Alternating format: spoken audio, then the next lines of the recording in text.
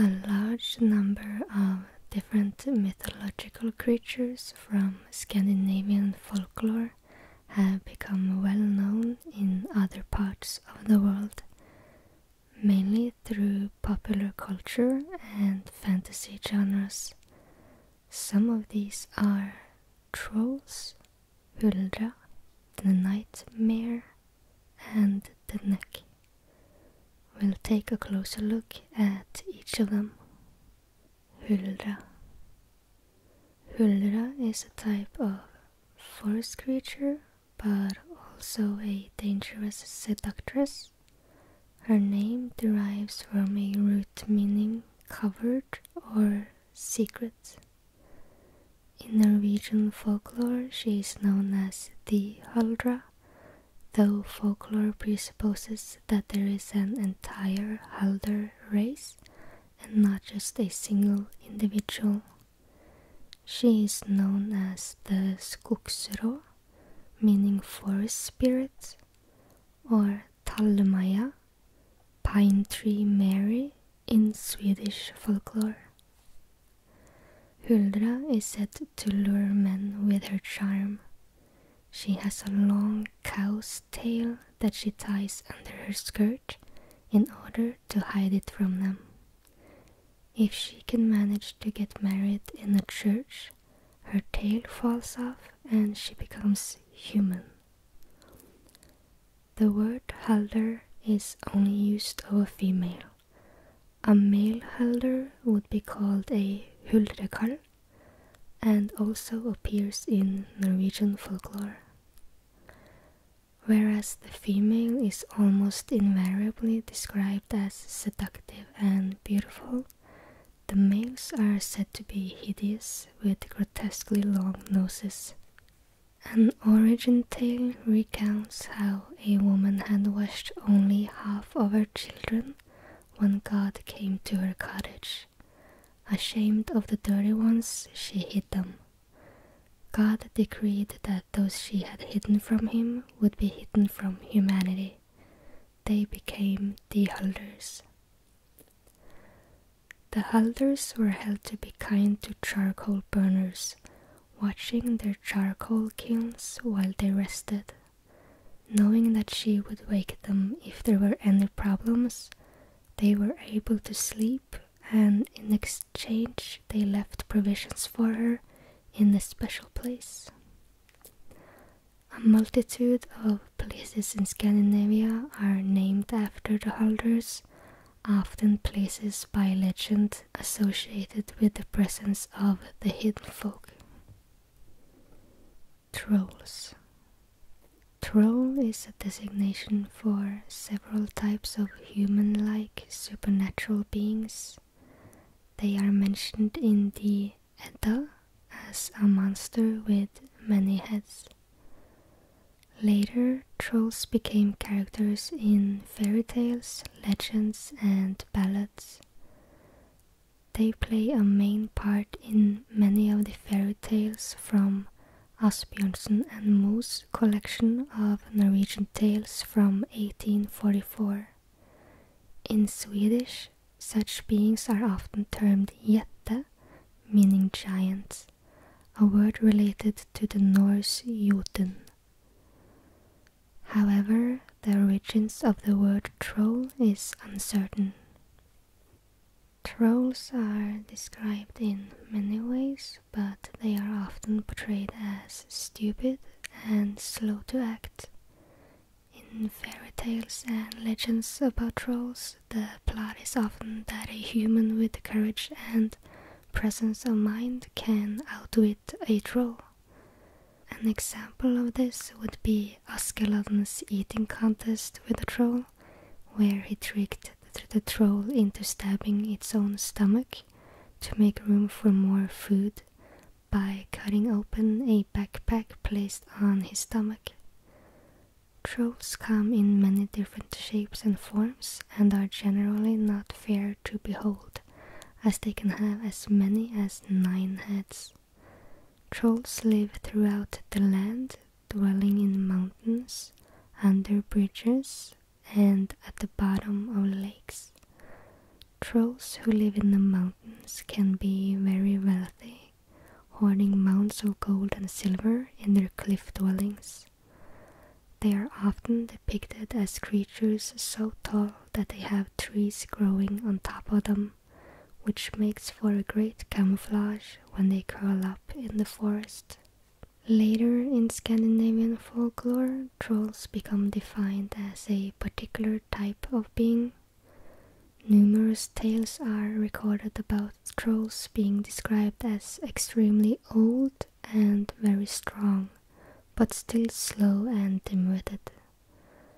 They would live far away from human habitation, but generally having some form of social organization, like living with their own family, unlike Huldra and Nøkken, who are attested as solitary beings. On a more important note, they were described as man-eaters, specifically Christian people, as they were said to have the ability to smell a Christian man's blood with their large noses. They would also turn to stone upon contact with sunlight. A Scandinavian folk belief that lightning frightens away trolls and jotuns appears in numerous folk tales, and may be a late reflection of the god Thor's role in fighting such beings.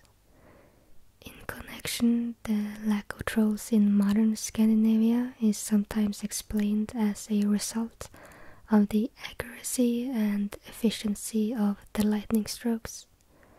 Additionally, the absence of trolls in regions of Scandinavia is described as being a consequence of the constant din of the church bells. This ringing caused the trolls to leave for other lands, although not without some resistance. Numerous traditions relate how trolls destroyed a church under construction or hurled boulders and stones at completed churches. Large local stones are sometimes described as the product of a troll's toss. Additionally, into the 20th century, the origins of some Scandinavian landmarks, such as particular stones, are ascribed to trolls who may have turned to stone upon exposure to sunlight. In Norwegian tradition, similar tales may be told about the larger trolls and the Huldras, yet a distinction is made between the two. The word troll may have been used by pagan Norse settlers as a collective term for supernatural beings who should be respected and avoided rather than worshipped. Troll could later have become specialized as a description of the larger, more menacing Jotun kind, whereas the Hulders may have developed as the term for smaller trolls. A Norwegian research station in Antarctica is named Troll because of the rugged mountains which stand around the place like trolls. It includes a ground station which tracks satellites in polar orbit. Nattmara. A mare or mare is a malicious entity in Germanic and Slavic folklore that rides on people's chests while they sleep, bringing on bad dreams. Most scholars trace the word mare back to the root word mer, associated with crushing or pressing, or according to other sources, to rub away or to harm. However, other etymologies have been suggested, like the Greek term moros, meaning doom. In Norwegian and Danish, the words for nightmare can be directly translated as mare ride, whereas the Swedish mardröm translates as mare dream. Mara appears as a skinny young woman dressed in a nightgown with pale skin and long black hair and nails. As sand, they could slip through the slightest crack in the wood of a wall and terrorized the sleeping by riding on their chest. They would sometimes ride cattle that, when touched by the Mara, would have their hair or fur tangled and energy drained. Even trees were thought to be ridden, making them curl up and wilt, or entangling the branches. The undersized, twisted pine trees growing on coastal rocks and on wet grounds are known in Sweden as martallar, meaning mare pines.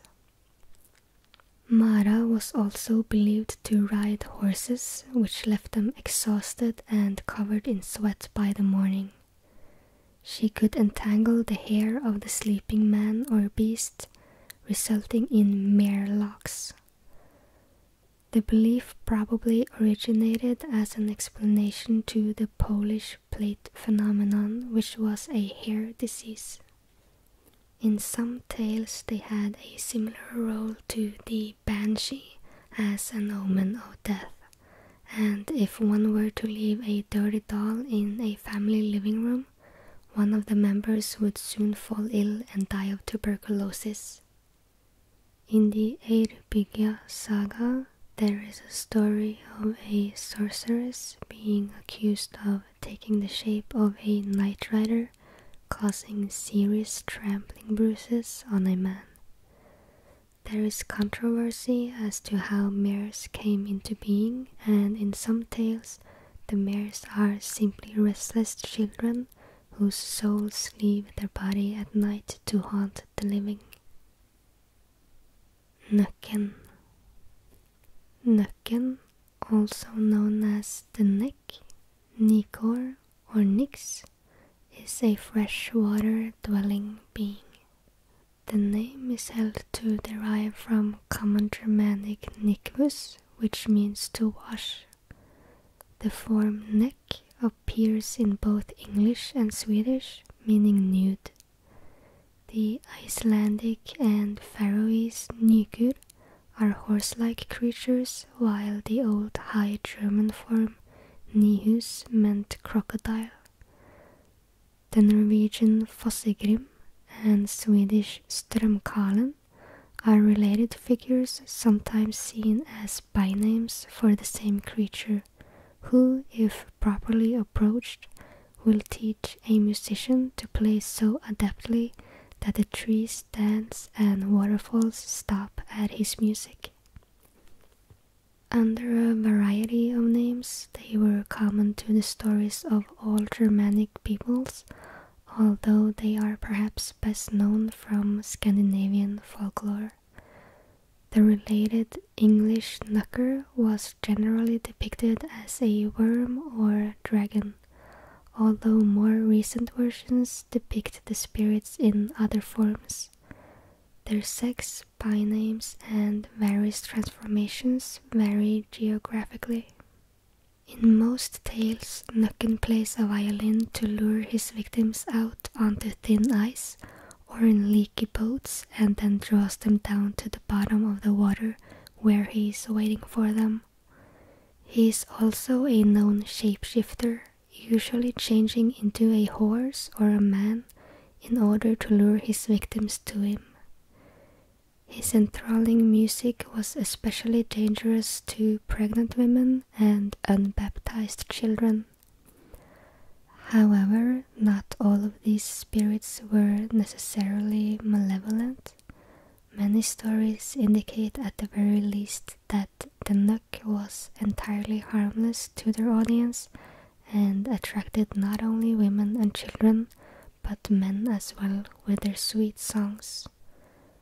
Stories also exist wherein the Fossegrim agreed to live with a human who had fallen in love with him, but many of these stories ended with the Nøkk returning to his home, usually a nearby waterfall or brook. The Nøkk was said to grow despondent unless they had free, regular contact with a water source. It is difficult to describe the appearance of the Nøkk, as one of his central attributes was thought to be shapeshifting. perhaps he did not have any true shape. He could show himself as a man playing the violin in brooks and waterfalls, though often imagined as fair and naked today. In folklore, he was more frequently described as wearing more or less elegant clothing, but could also appear to be treasure or various floating objects, or as an animal like the brook horse. The modern Scandinavian names are derived from Old Norse Nøkker, meaning river horse. Thus it is likely that the figure of the brook horse preceded the personification of the Nix as the man in the rapids. Fossegrim and derivatives were almost always portrayed as especially beautiful young men whose clothing, or lack thereof, varied widely from story to story. In the famous painting by Theodor Kittelsen, the Nøkk is depicted as having big glowing eyes shining from deep below the water or hovering just above the surface that would draw people close to him in the dark. When malicious Necks attempted to carry off people, they could be defeated by calling their name.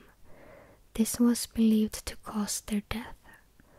Another belief was that if a person bought the Nøkk a treat of 3 drops of blood, a black animal, some liquor or snus dropped into the water, he would teach his enchanting form of music. The Nøkk was also an omen for drowning accidents.